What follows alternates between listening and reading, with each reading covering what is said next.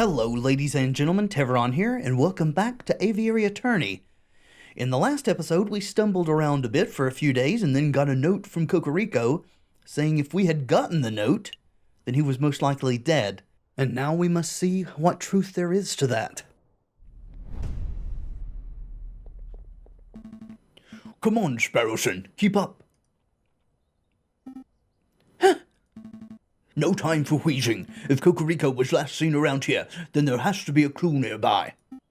Right. Oh. New pixel hunt. Ooh. No loitering. I guess we should move on. Be serious, Falcon. Okay. I love this hand-drawn art style, but with its uniform color, it is very difficult to tell what stands out. Besson Stationery. Come along for all your writing needs, whether you need paper, ink, stamps.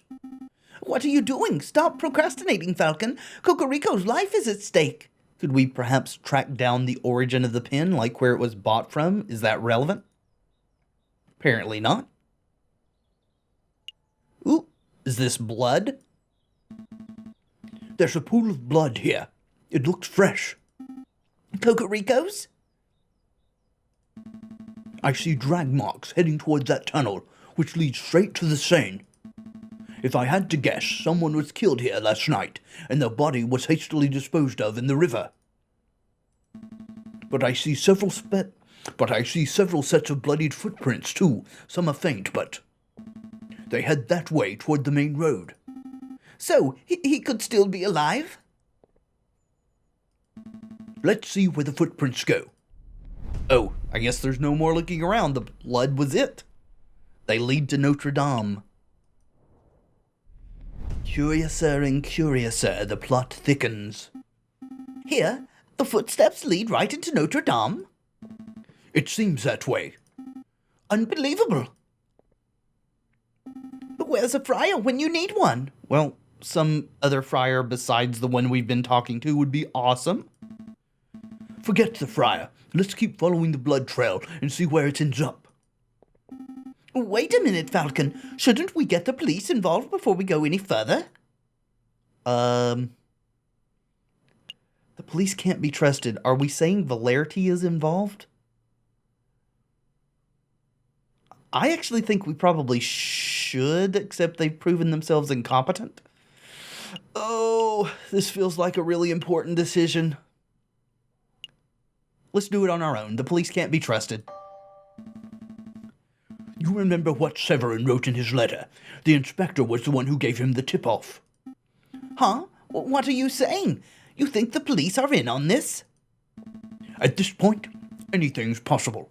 We have to stay focused on the trail. Hey, wait up! That way leads straight down to the catacombs? What are you doing here, Quark? Man, I'm famished. When is that mouthy parrot going to relieve me of duty so I can go grab a snack? The trail keeps going. Hey, isn't that the Consagri jailkeeper, Quack? It's Quack, you dummies. I had no idea you were a religious man, monsieur. I'm not. I had a career change. Private security pays much better than regular old jailkeeping, you know. Monsieur, we don't have much time, so I'll keep it brief. We're following a trail that leads to the door behind you. We need you to let us pass. The door behind me? Yeah, you idiots. That door leads straight to the catacombs. You don't want to go down there. Catacombs? And besides, just because I know how to get in, doesn't mean I'm just going to let you pass. I've got a job to do. I have integrity. I've promised to act as a god, and that's what I'm doing. You want a bribe, don't you? Bingo. What you got? We could give him 10 francs. We could give him the chocolate. Would he like chocolate? Here's my fist. Hey, what you doing? Monsieur, perhaps I wasn't clear.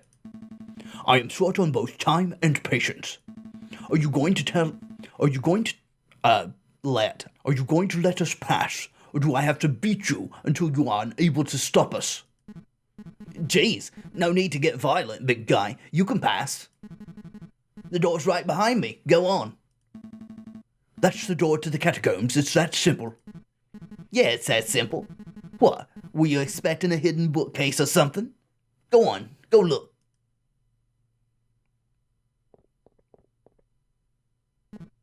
Heh, what idiots. They're walking straight into a pitch-black maze without even a torch. I wonder, will they get lost and starve, or will they find the crazy lion girl and get shot? So you know about her, and that's where she is. She's in the catacombs. Either way, ain't my problem. Upon entering the doorway, Falcon and Sparrowson find themselves at the top of a stone staircase that spirals into the abyss below. Well, this is an interesting situation we find ourselves in. Let's see if we can stumble our way through this mess. Here goes nothing. They begin the descent. I knew an underground passage would be dark, but this is ridiculous. I can't even see my hand in front of my face. Just keep putting one foot in front of the other, Sparrowson. Maybe put your hand against the wall and don't remove it. That's generally a good way to solve mazes, though I don't know that the catacombs qualifies as a maze. Yeah, I think that was the last step. Now it's just twisted tunnels ahead of us. I should take up smoking. If I smoked, I would have a match right now, and we would be able to see where we're going. Plus, all the health benefits, and I would probably be calmer. Oh, 19th century medical understanding. Keep it together, Sparrowson. I know. I'll unravel this loose thread from my jacket. We could just trace the string to find our way back if we reach a dead end. Nah, good thinking. Just like Theseus and the Minotaur. Wait, there aren't any Minotaurs in here, are there? A head of a bull, body of a bull, scary stuff. That's not. Actually, never mind. Yeah, what would a Minotaur be in this anthropomorphic animal world? It feels like there's a gap in the wall here. I guess the path branches. I can feel a slight breeze coming from the passage to the left. Well, that means there's airflow. The air seems a little more stagnant to the right. Then we want to go through the breezy path? Or do we? Do we want to go deeper, or do we want to find our way out? Oh, geez. Let's follow the breezy path. There's a chance that the breeze could be caused by an opening. Let's head that way. Hey, Falcon, I don't want to dump on you or anything, but when you threatened Quark back there, it was pretty scary. Well, I was frustrated, Sparrowson. I'm sorry. Scary? Not really. Quark's all talk. I knew there was no chance that he would fight back. No, I wasn't scared of Quark. You. I found you scary. I've never seen you get so angry before. Severin's life is on the line, Sparrowson. Forgive me for showing a little emotion. Sorry, I didn't mean it like that. Oh, it looks like the path branches again. Are my eyes going funky from the darkness, or is there a glimmer of light coming from the right path? It could be either one. Constant darkness can make you start to hallucinate, or it could actually be a light. No, I see it too. There's definitely some light on that side. Perhaps we came the right way. Follow the light, of course. It's definitely getting lighter. I can see my hands again. But that might just mean we're getting close to an exit, right? Maybe all this has been a wild goose chase. Hush, listen. Voices? Voices. We're getting close. Wait, Falcon, aren't you scared? Terrified. We see the hunting hound. There they are. I'll ask one more time. What is your name? And there's Cocorico. Are you with the police? The Royal Guards? Speak, bird. Everyone's here. Man, Beaumont, we've been here all night, and he simply ain't talking. He didn't react to coaxing, he didn't react to torture. Maybe it's time to, administer some justice. Justice. Huh. That word. Oh, the rooster finally crows. You want to know who I am? Fine. My name is Severin Cocorico. I am a public prosecutor for the Corps des Assessors. Well, Sevy, it's been a pleasure, but we can't be having spies running around our base of operations now, can we? So, without further ado, I hereby sentence you to... Wait a minute, Piero. This is no ordinary spy. Because he's a prosecutor? No, because he's the bastard who condemned my father 10 years ago. Whoa, are you sure? I had my suspicions when I saw his smug air of arrogance, his holier-than-thou glare. But now I know his name and occupation. There is no doubt. Who is your father? Do you remember Bird? Do you remember the trial of a homeless lion in the winter of 1835? What was your father's name? Jean Beaumont. What were his crimes? His only crime was trying to feed a starving child. He took a handful of vegetables from a grocer's stand, not out of greed, but out of sheer desire to see me survive. But he was seen by a policeman, another arrogant cockerel like yourself, actually. So my father was thrown in jail. He was dragged to court. I had the privilege of watching the proceedings from the stands. I remember your sharp words. This man is a thief. This man is a scoundrel. He deserves the harshest possible punishment for his crimes. You didn't care about the consequences. You didn't care about why my father did what he did. All you cared about was fulfilling your lust to see a criminal behind bars. My father received a sentence of 5 years. He died on his third. Do you remember him? Mademoiselle, in all my days as a prosecutor, I've seen over thousands of cases. I'm not going to remember a single bread thief. You rotten canard. We're all just insects to you, aren't we?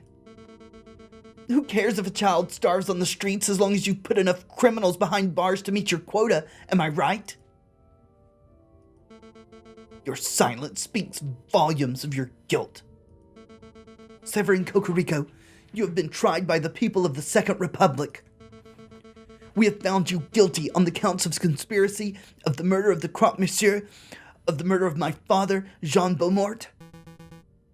Oh, I have been found guilty? Mademoiselle, if you want to shoot me so you can fulfill your revenge fantasies, then by all means shoot me. But don't pretend for a moment that this mob resembles a court of justice in any form. A court of justice? Now there's a contradiction. Bird, you know nothing of justice. Friar Remus, read this man his last rites. With pleasure, madam. Are we not going to get an opportunity to step in here? Falcon, we have to make a move. Say something. Speak up. All right, I'm going in. I'm coming too. No, I need you to get out of here. Go find the police, Royal Guard, anyone. I'll stall for time. Falcon! I don't know that Sparrowson will be able to find his way back out. Okay, I'll go get help. Do you have any last words? Just pull the bloody trigger and be done with it. Wait.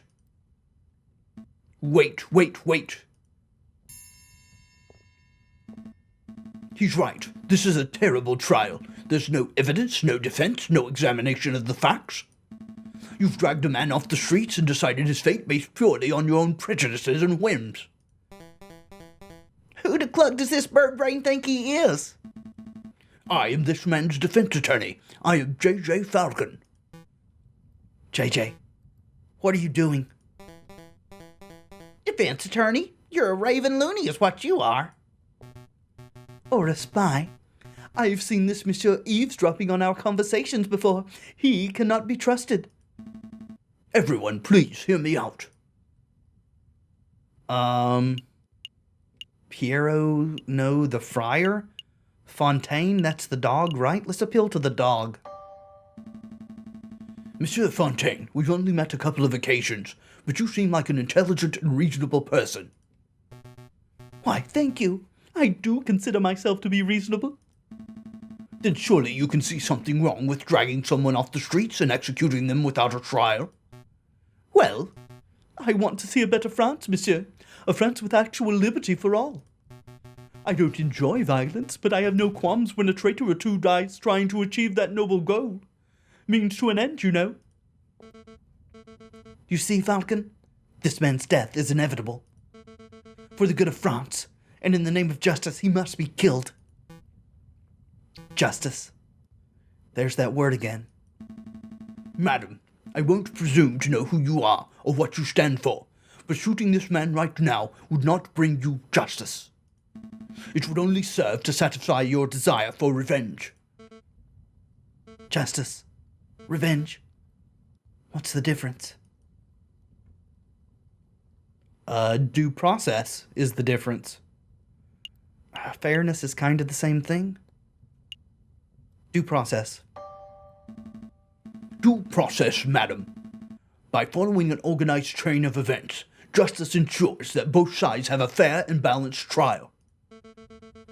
My father did not receive a fair and balanced trial. Then this is your opportunity to show the rooster how it should be done.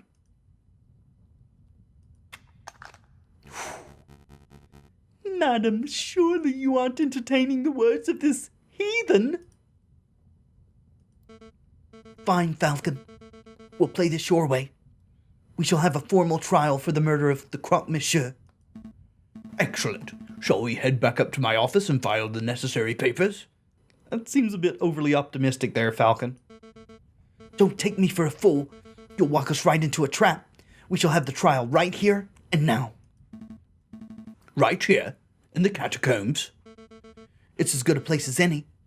I suppose we'll be needing a judge. I volunteer. No thanks, Piero. We're trying to form a courtroom, not a circus. Aw. Just go see how the security is doing, Piero. We don't want any more spies wandering in. Righto. Perhaps I can help, madam. You know that I'm a pious man, after all. Okay, Remus. You could be our judge, and I will lead the prosecution. What about the jury, with due respect? I don't trust your peers to be impartial.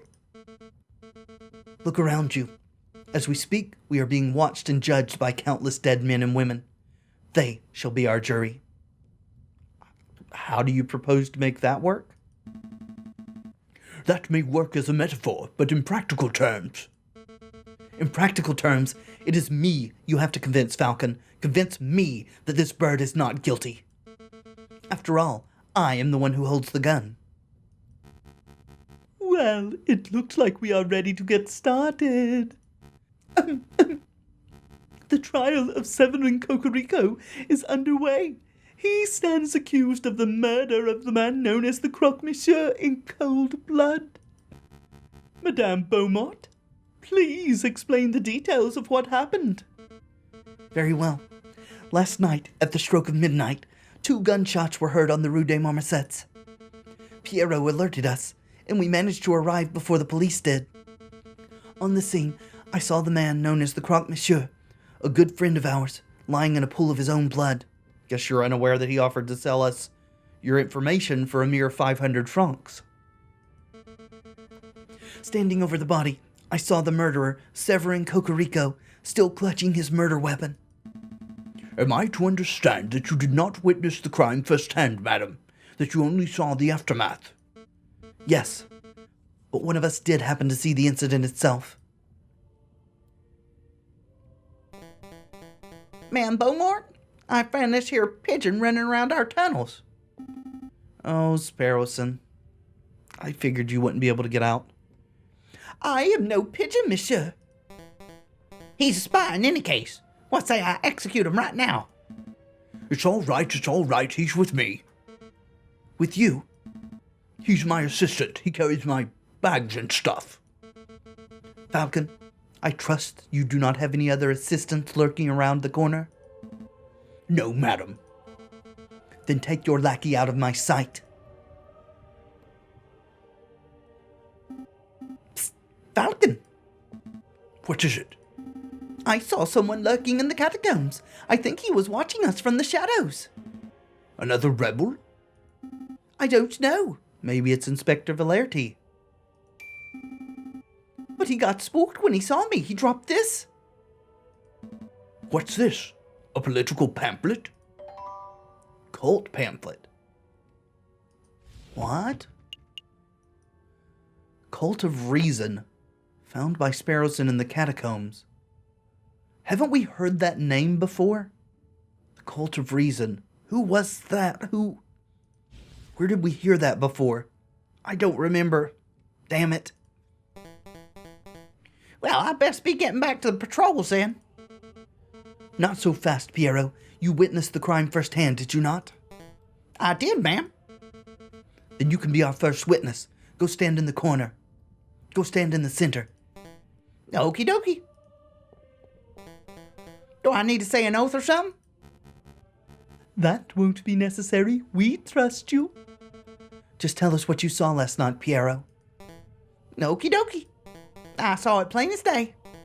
The croque monsieur was just minding his own business on Rue de Montmartre, when all of a sudden, this here brute of a rooster appeared with his gun in hand. Bam! The rooster fired. The croque slumped to the floor. Using the last of his strength, the croque monsieur drew his own gun. Bam! The croque fired back. So, to clarify, Cocorico shot first? Yes, ma'am. No question there. What happened next? Well, I knew you guys, Fontaine, Remus, and you, ma'am, were only a stone's throw away at the cathedral, so I ran to get your help. We all arrived back on the scene maybe a minute after I'd left. And there I saw the dead croque monsieur and the murderous Severin Cocorico with my own eyes. Thank you for your report, Piero. It's nothing, ma'am. You see, Falcon? Piero is not the sharpest knife in the kitchen. True that. But he is honest to a fault. I would trust his word with my own life. I don't doubt the man's honesty, madam. Nonetheless, I would like to cross-examine the witness. Cross-examine? What does that mean? I don't claim to be an expert of the law. That was always my brother's role in the family. But I think that a cross-examination means that Falcon would like to waste our time by asking pointless questions. Seems that you actually do study from the same law that your brother did. Actually, it means that I would like to make sure that Piero's story holds up under scrutiny. Yes, I will be asking questions, but only questions that directly relate to the case at hand. Clearly a pointless stalling tactic, madam. Shall we put an end to the trial? No, we will let the bird have his little cross-examination. But I'm warning you, Falcon, don't mess with me. Don't mess with you? If I get the slightest inkling that you are rambling to stall for time, I will end this trial on the spot. Do I make myself clear? Start questioning Cocorico's shoe size or the color of the croque monsieur's underwear, and I'll lose my patience. Yes, I get it. Oh, so I guess we're put to the ultimate test now. Saw it plain as day, except it was at night, right? That's probably relevant. Why, you said you were minding your own business on Rue de Montmartre. What was your business? The rooster fired, are you sure, I guess? Bam. How do you question Bam? I'm going to question the plain as day. You claim that you saw the incident plain as day. Oh, we have evidence for this now that I think about it. The glass proves that he couldn't have because the lamps are all out. Yup, plain as day. The crime occurred at night. Sheriff, I would like to remind you that this crime occurred around midnight. In February, on an overcast, moonless night in an unlit alley. What's your point? It would have been too dark to see. It would have been dark, so dark that you could not possibly have correctly identified the people involved. Hey, I swear I saw what I saw. Hold on, Falcon. You slipped up. You say the alley was unlit, but I distinctly recall there being lanterns over Rue des Marmosettes. No, that's right, that's right. We live in La Villa Lumiere. There's a gas lamp on every street. You're right, Madame Beaumont. There are street lanterns over Rue des Marmosettes, but they wouldn't have been any good. The street lamps over Rue des Marmosettes were broken. They are completely non-functional. As proof, I present the glass shards that line the alleyway. These shards originate from the panes of the broken lamps. And I've still got the holes in the sole of my shoe. Double proof. Those glass shards could have come from anywhere. You could send one of your underlings to see the broken lamps for themselves if you want. And waste more time? I think not. This sounds like a stalling tactic.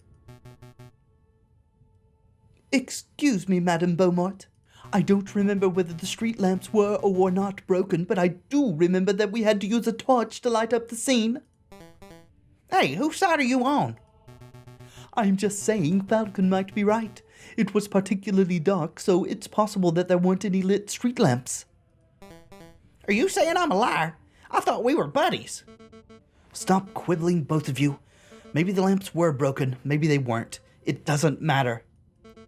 I know that Pierrot's testimony is accurate because I personally saw the rooster at the crime scene 1 minute after Pierrot did.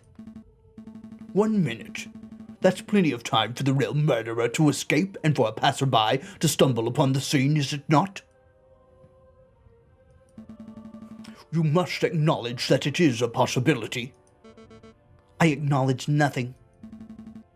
There is an inkling of doubt. You know that there is a slight notion that Pierrot may be misremembering what he saw. Don't badger the prosecution, Monsieur Falcon. I wasn't badgering. On to the next witness. Madame Beaumont, do you have anyone in mind? I do. There is someone among us who is something of a gun connoisseur. A man who knows everything there is to know about the craft of weaponry. Oh, that's me again. Shut up, Pierrot. Get off the stand. Yes, ma'am. I call Fontaine forward. Very well. Unfortunately, that testimony will need to wait until next time. Thank you so much for watching. I do hope you've enjoyed the video. If you have, let me know in the comments and by leaving a like below. And of course, subscribe if you'd like to see more in the future. I've been Tevaron, and until next time, friends, be excellent to each other.